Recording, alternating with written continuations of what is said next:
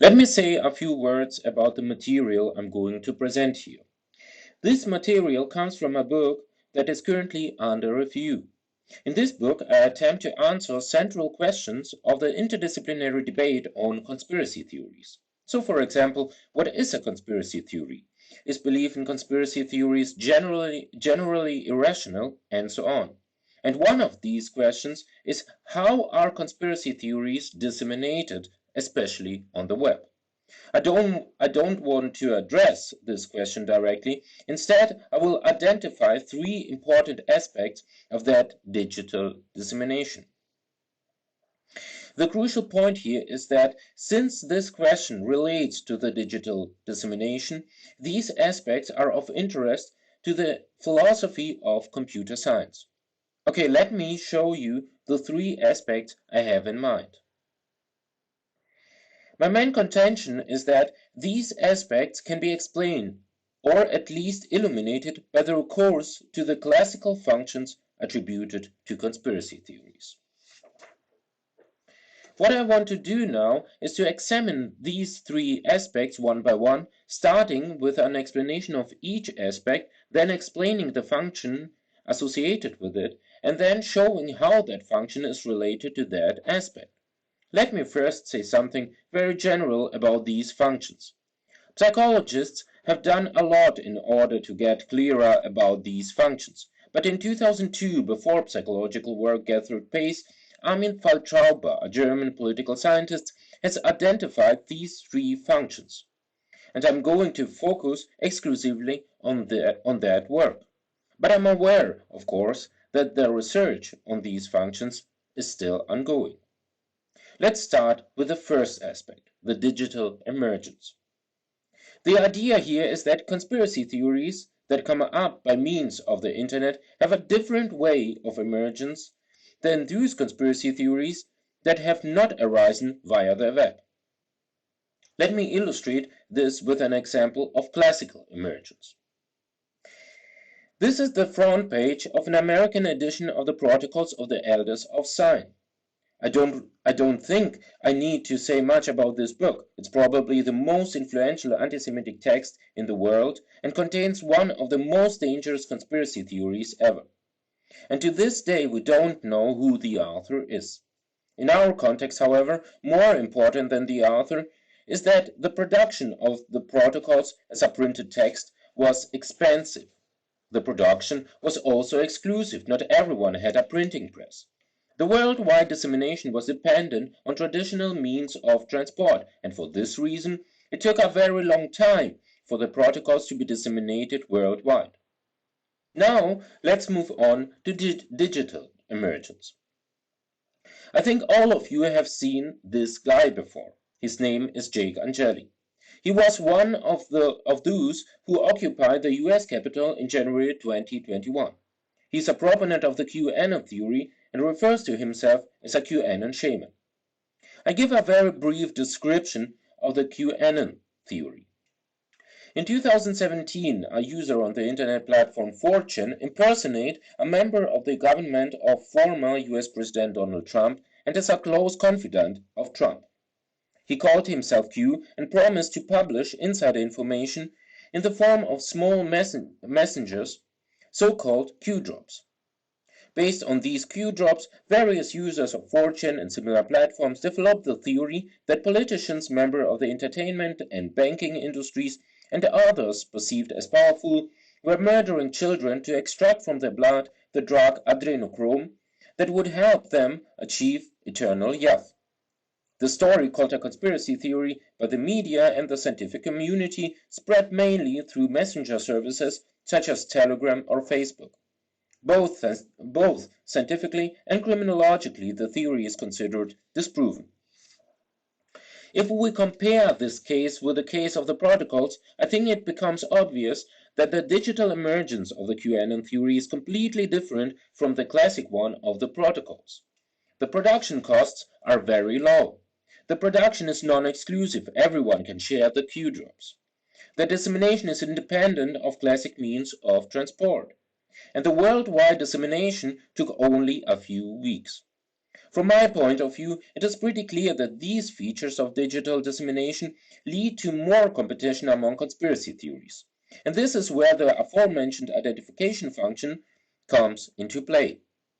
I want to conjecture that the better a conspiracy theory fulfills the identification function, the more likely it is to survive. Let's look at the idea behind the identification function. As I said, I use here the work of Armin Faltrauber, who describes the identification function in the following way. The imagination of conspiracy conveys feelings of belonging not by naming positive identity attributes, but by distinguishing oneself from hostile groups seen as evil forces and their alleged values. I must assume that this description is sufficiently clear, although, strictly speaking, it is not. To apply this description to the digital emergence of conspiracy theories, I want to ask, what are the tools conspiracy theories use in order to fulfill this function in the digital space? Well, first of all, internet platforms. As explained, QAnon was born on 4chan, and already here we find the possibility to convey feelings of belonging, since 4chan provides subgroups where Q could drop his Q drops.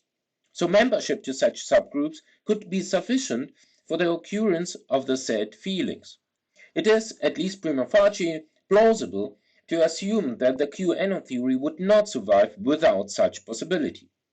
Another tool that can be used in conjunction with internet platforms is, of course, echo chambers and/or filter bubbles. There is a controversy over whether these words refer to the same entities. I will leave this debate aside, and I will not delve into the details of these mechanisms. The decisive point is that in the interdisciplinary research, as well as in the media coverage, it is argued that filter bubbles and echo chambers make theories such as QAnon so persistent and sometimes very dangerous. So filter bubbles and echo chambers are considered the harmful ingredient of the newer, digitally produced conspiracy theories. I want to take a closer look at this line of reasoning. One premise of it is that conspiracy theorists are supposedly more caught up in filter bubbles than other peoples. Here's a quote from Michael Butter. Conspiracy believers tend to inhabit and communicate within clearly delimited online communities. This is not mere speculation. Butter refers to an empirical study by Del Vicario et al. What we see here is that this characterization corresponds very well to the idea of the identification function, since inhabiting and communicating within clearly delimited online communities is a special form of distinguishing oneself from others. And in the case of the QAnon theory, the others are the evil children murderers. I think you already know most of what I just presented. The interesting point, however, is that the harmful effects of filter bubbles and echo chambers have been questioned in recent years. Let me give you 3 examples. In 2017, a group of researchers from the NGO Algorithm Watch analyzed 3 million datasets containing data on user search behavior on Google. These datasets were donated by Google users and were thematically linked to the 2017 German federal election. So the users downloaded a plugin, and this plugin recorded their search behavior. The researchers found that search results for politicians were essentially very similar. An average of 7 or 8 identical results out of an average of 9 organic search results. They write, "This is an indication that personalization by search engines plays a smaller role than has been widely assumed." One can now say, okay, on Google, the effect of personalization and therefore filter bubbles is not that huge. But on Facebook, for instance, it is obvious that the users get very filtered results. And here the findings from a study by the media scientist Michael Charkov and his team are very interesting. Charkov et al. Collected data from browser logs of 2,970 respondents in 2012 and then again of 2,035 respondents in 2018. Again, the data sets were donated by the users. The researchers analyzed the users' visits on Facebook, Twitter, Google, and so on. Here's the conclusion. Our study provides strong evidence that getting more and more diverse news as a consequence of other media-related activities is a common phenomenon in the online sphere. And further, the findings contradict widely held concerns that social media and web portals specifically contribute to news avoidance and restrict the diversity of news diets. The last example is somewhat more informal and comes from a more philosophical context. David Cody, Tasmanian philosopher, gave a talk criticizing the worry that echo chambers create a significant disparity in trust between members and non-members. This has been articulated by Sethi and Joanne, for example. I hope you agree with me that this characterization specifies the idea of the identification function. Now, Cody does not deny, if I understand him correctly, that echo chambers have this effect, but he says that this is not something we need to worry about since climate scientists, just like climate deniers, create a significant disparity in trust between members and non-members, because climate scientists rightly trust the methods and conclusions of fellow climate scientists over the methods and conclusions of people outside that community when it comes to questions about the climate. And he concludes, not only are we all in echo chambers, we are all in many echo chambers, some of which reliably lead us to truth, some of which are much less reliable, some of which are harmful, and some of which are beneficial. We can sum up. Although it is unclear whether or to what degree echo chambers are harmful, it can be stated that the digital emergence and survival of conspiracy theories in the digital space can be explained by the digital realization of the identification function through internet platforms and echo chambers. And here, internet platforms seem to be more conducive to this realization. Let's look at a second aspect, the digital deception. And here I want to start with another conjecture that I will reassess in this part. Conspiracy theories, or at least some conspiracy theories, are said to manipulate. We find this claim in the interdisciplinary debate very often and by different authors. Again, against this backdrop, the conjecture is that artificial intelligence offers conspiracy theories new means of manipulation on the web. To illustrate this, many authors hint at the 2016 US election. I think you know how this election has gone. In both the Clinton and Trump camps, some or many Democrats and Republicans have tried to discredit the other candidate. Mostly, though, the assumption has been that Trump supporters planted conspiracy theories to destroy the reputation of Clinton and in that way to rig or manipulate the elections. The most famous example of such a conspiracy theories is the Pizzagate theory. Let me read this out. During the 2016 US election campaign, a theory was developed on internet platforms such as 4chan and Reddit that the then presidential candidate Hillary Clinton and other celebrities were using the Comet Ping Pong Pizzeria in Washington to abuse children as sex slaves. Proponents of the theory refer primarily to Clinton's email correspondence and believe they can read code words in the sometimes confidential emails that would indicate such activities. On December 4, 2016, Edgar Welsh, a proponent of one of these versions, forcibly entered the pizzeria to free the children. A gun battle ensued, but no one was injured. Former President Donald Trump's advisors also spread the theory, which was treated as an absurd conspiracy theory by the mainstream media. Okay, one argument for the above conjecture is that social bots influence elections. A study by Alessandro Bessi and Emilio Ferrara showed that 1 in every 5 election-related tweets from September 16 to October 21, 2016 was generated by social bots.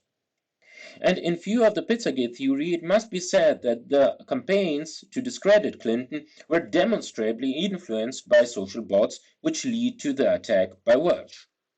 I'm not going to talk about the working principle of social bots. What interests me is that the use of social bots in order to spread conspiracy theories is seen as a key strategy of manipulation on the internet. In these quotes, there is no reference to conspiracy theories, but such results are used in debates on conspiracy theories to formulate the above conjecture. Here's a quote from Estrella Caballero. The dissemination of conspiracy theories online usually occurs as a result of certain groups manipulating others into endorsing a specific agenda or spreading propaganda, disinformation, or fake news. In recent years, some reasonably sophisticated technical strategies have employed social bots for these propaganda purposes. Bots enhance the contamination and manipulation of social networks through disinformation or fake news. Such claims seem to correspond to the description of a second function classically attributed to conspiracy theories and described as manipulation function by Trautmann. Perceptions of alleged conspiracies as actual causes of rejected political developments can lead to the manipulation of the respective audience. The audience is provided with a central image of the enemy to which all events that the audience evaluates as negative can be transferred in an attribution of guilt. From a philosophical viewpoint, it is striking that one does not find a definition of the term manipulation either in Trautmann's paper or in the papers of other authors who are concerned about the manipulation by conspiracy theories. In the aforementioned book, I proposed the following definition. A manipulates B if and only if A exerts influence over B's feelings, thoughts, and/or actions. B. A exerts that influence with the intent to deceive B or C or D, to exclusively fulfill A's interests, and C. B is unaware of A's intention. So let's assume for a moment that social bots contributed to the dissemination of the Pizzagate theory. We can see then that this definition is applicable to such social bots. Of course, the programmer of these bots exerts influence over, for instance, Welsh's feelings, thoughts, and his violent actions. These bots were used to deceive the public about Clinton's reputation, provided that the programmer knew that the Pizzagate theory is nonsense. This usage was solely for the programmer's interests. Perhaps she wanted to destroy Clinton's reputation. Maybe there were other motivations. And of course, Welsh did not recognize the intentions of the programmer. In order to verify the conjecture with which I started this part, we have to investigate whether this kind of manipulation by conspiracy theories is widespread. And here we find surprising findings. Simon Hegelich, a political data scientist, writes, for instance, it can be relatively safely ruled out that manipulation will happen at the beck and call of the bots.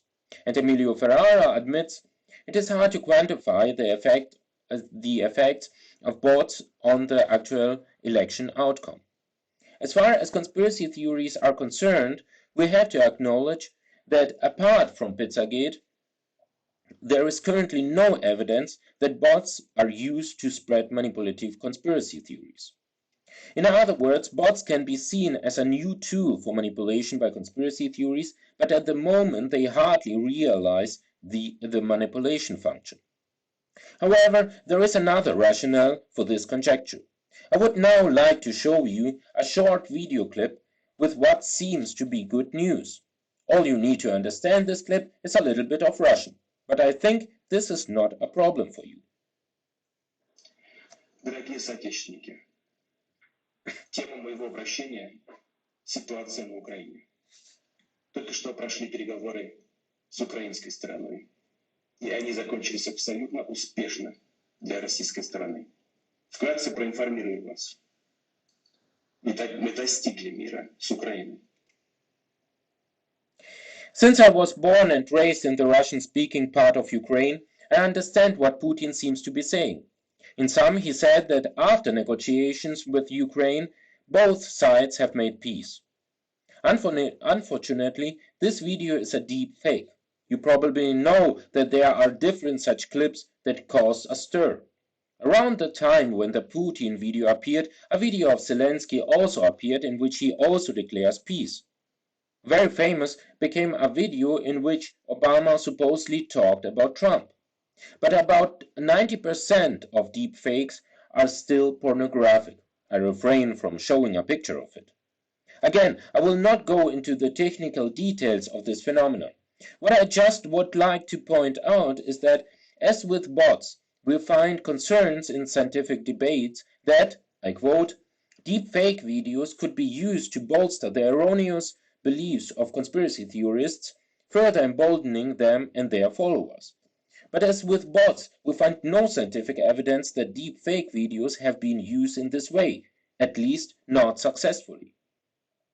Here is an appraisal from a recent study by Hani Farid. Deepfakes are not the common thread connecting Bill Gates' COVID-19 microchips, this is another conspiracy theory, QAnon and Satan worshipping cannibals, and the litany of conspiracy theories polluting the internet. Again, although conspiracy theories on the web can potentially fulfill the manipulation function through the use of deepfakes, this does not seem to be the case at the moment. I now come to the last aspect of digital dissemination of conspiracy theories, and I call this aspect digital authorities. What do I mean by this name? I will not give a clear definition of this term. Instead, I would like to elucidate it by recourse to another more familiar concept. So by digital authorities, I mean epistemic authorities in the digital space. What do I mean by epistemic authorities? I use here a definition formulated by Christoph Jäger. A is an epistemic authority for S in domain D at a given period of time t, and relative to some epistemic good G, if and only if S believes A to be in a substantially advanced epistemic position in D relative to S at or during T, with respect to their goal of acquiring G. Jäger does not adhere to this definition. He just uses it to give an overview over the debate. His text will be published in Oxford Handbook of Social Epistemology. Okay, let me explain this definition very briefly. A and S are the epistemic agents, and of course, whether A is an epistemic authority for S depends on the topic of the conversation, or, as Jäger puts it, the domain. So Christian Drosten, the virologist, is of course an epistemic authority for me in the domain of virology, but he is certainly not an epistemic authority when it comes to, say, table tennis. I will address the concept of epistemic good, G, in a moment.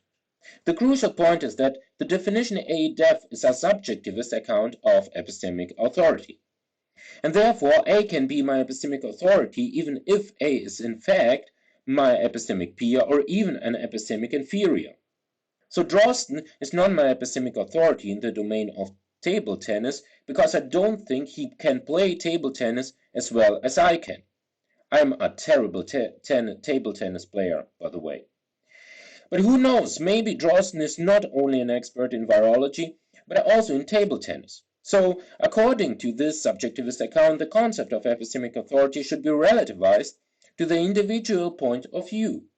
From this, we can see that epistemic authority is something quite different from an expert. Now, what is an epistemic good? What is G? In the context of conspiracy theories, I think we can better understand this concept by looking at the third function classically attributed to conspiracy theories. Waltraub calls this function cognitive function, Erkenntnisfunktion, and describes it as follows. Conspiracy theories facilitate the understanding of complex historical political developments that are otherwise difficult to explain. Using this description, we can now apply the definition A def to conspiracy theories by saying that sources that disseminate conspiracy theories constitute epistemic authorities because they offer explanations by reducing complexity and thus enabling people to supposedly understand certain events. Two comments on this application are in order. First, by speaking of understanding, we have identified one possible instance of G. Jäger also says that G could be knowledge but also understanding. And second, remember that epistemic authorities are not the same as experts. Therefore, this application does not imply that the explanation is a good explanation or the understanding is adequate.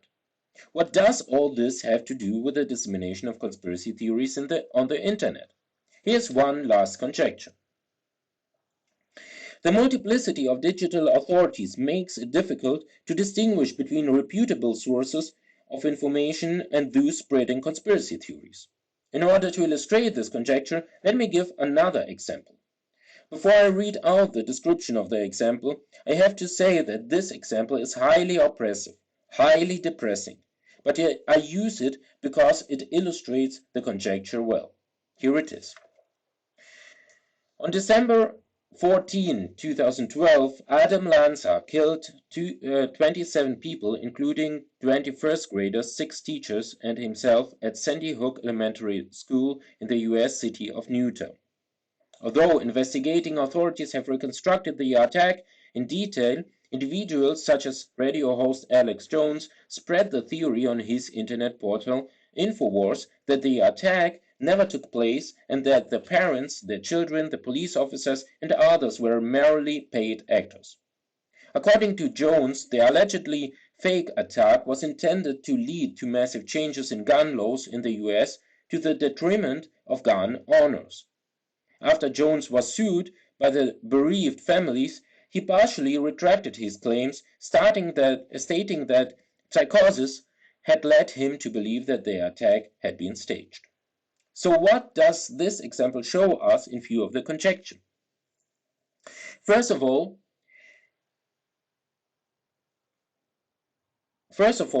of course, Jones is regarded as an epistemic authority by many people. Because of the subjectivist nature of A-Dev, this is not to say that he is an expert or a reliable or objective epistemic authority. What is more, he is a digital authority, since his radio and television broadcasts can be heard and seen on internet. But why does this example illustrate this conjecture? I would like to show you 3 screenshots from 3 different web pages. First, the Infowars webpage. Then, the internet presence of ABC News, a professional TV station from US, and lastly, a website of German anti-vaccination movement which is supposed to spread conspiracy theories. I'm sure you will agree that the Infowars website resembles the ABC website rather than the anti-vaccination site. The same is true of the television shows. Here is a short clip from Alex Jones' TV show in 2015 in which he interviews Donald Trump.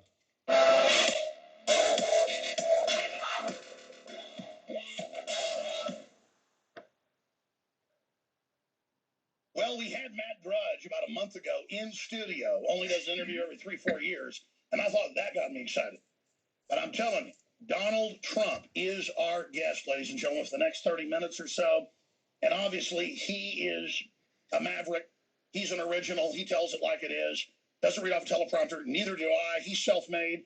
This whole media operation that reaches 20 million people a week worldwide, conservatively self-made. That's why I'm so excited. And he joins us from Trump Tower in New York City. He is the leading 2016 Republican presidential contender. Donald Trump, again, joins us.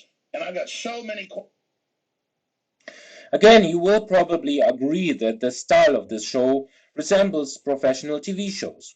So what the mentioned conjecture states is that it will become more difficult for internet users to distinguish between sources that disseminate conspiracy theories and those that don't, since the internet offers the possibility of creating sources that are stylistically indistinguishable from traditional sources of information. But now I want to criticize this conjecture. The first problem is that it is far from clear what role this style plays in news consumption. The plausible assumption seems to be that most people who follow Jones' view do so mainly because of the content of his claims and his rhetoric, and not because his studio looks like the one of Larry King. In other words, since he espouses right-wing conspiracy theories, people with right-wing attitudes follow him. A second problem is that Mostly, it is very easy to distinguish between the superficial characteristics of web-based shows like the one hosted by Alex Jones and professional TV broadcasts. Let me show you a very short compilation of some scenes from Jones' show. Showman. They hate you. They hate prosperity. They hate God. They hate children. And goddamn them to hell. He cries. He yells. He growls. He has this incredible gravelly voice. We're gonna beat your ass. He's a quite arresting media figure, and he is thumbing his nose at the mainstream media, which he considers to be. I dare to say that professional TV shows are hardly that emotional. These points are not particularly exciting, but here comes my main critique of this conjecture. You may have noticed that the conjecture quite strictly distinguishes reputable sources from sources that spread conspiracy theories. But at least in the philosophical debate on conspiracy theories, most participants assume that such a distinction is not possible. Let me give you one last example to make this claim plausible. From the very beginning of the corona pandemic, there were suspicions that the SARS-CoV-2 virus was not of natural origin, but had been developed in a laboratory. Two main lines of argument were advanced. Members of the Chinese and US governments, as well as numerous medical experts and, more recently, some mainstream media, claimed that the SARS-CoV-2 virus was released from a laboratory in the United States or China due to human error, which was being covered up by the authorities. The second line of argument,